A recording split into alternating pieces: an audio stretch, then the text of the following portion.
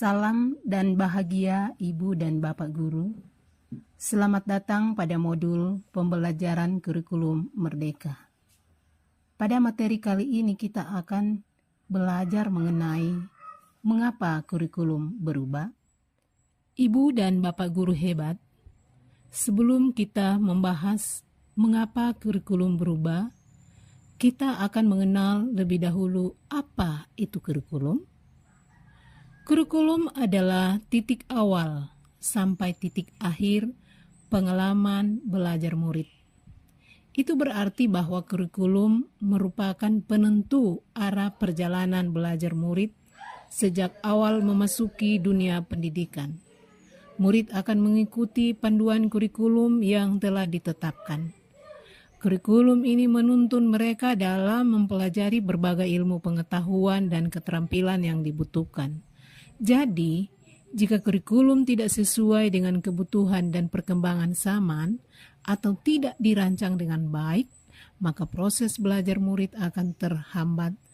Tentu saja hal ini dapat berakibat fatal pada masa depan mereka.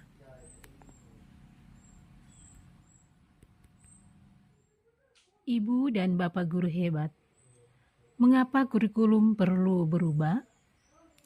Kurikulum sebagai pedoman penyelenggaraan kegiatan pembelajaran untuk mencapai tujuan pendidikan harus terus-menerus berubah dan beradaptasi. Hal ini dikarenakan beberapa alasan berikut. 1. Kebutuhan murid dan perkembangan zaman. Dunia terus berkembang dengan cepat, menghadirkan berbagai tantangan dan peluang baru bagi generasi muda. Kurikulum perlu diperbaharui untuk membekali murid dengan pengetahuan, keterampilan, dan sikap yang relevan untuk menghadapi masa depan. Contohnya, di era digital ini, murid perlu dibekali kemampuan literasi digital, berpikir kritis dan kreatif, untuk memanfaatkan teknologi secara bijak. 2. Kemajuan teknologi. Teknologi informasi dan komunikasi berkembang pesat, membuka berbagai cara baru untuk belajar dan mengajar. Kurikulum perlu memanfaatkan teknologi ini untuk meningkatkan efektivitas dan efisiensi pembelajaran, serta membuatnya lebih menarik dan interaktif bagi murid. Contohnya, penggunaan platform pembelajaran daring, simulasi dan virtual reality, serta media sosial edukatif. 3. Kebutuhan pasar kerja.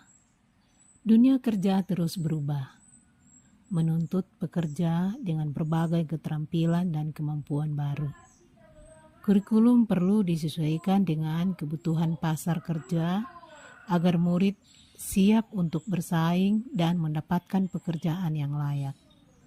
Contohnya, fokus pada pengembangan keterampilan abad ke-21 seperti komunikasi, kolaborasi, pemecahan masalah, dan kemampuan beradaptasi.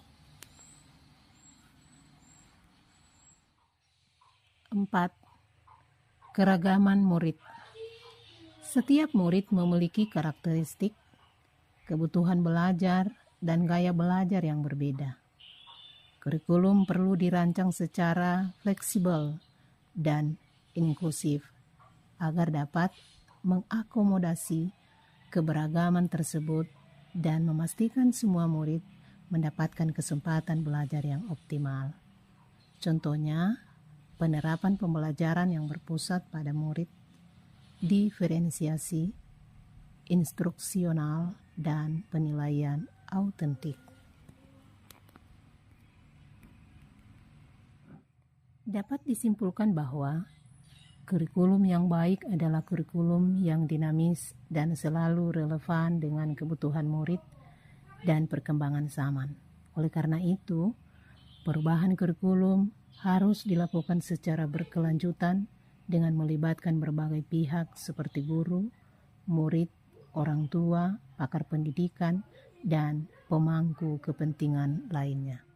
Bersama kita ciptakan semangat menuju kurikulum merdeka demi masa depan yang lebih cerah bagi anak-anak kita di sekolah luar biasa. Terima kasih.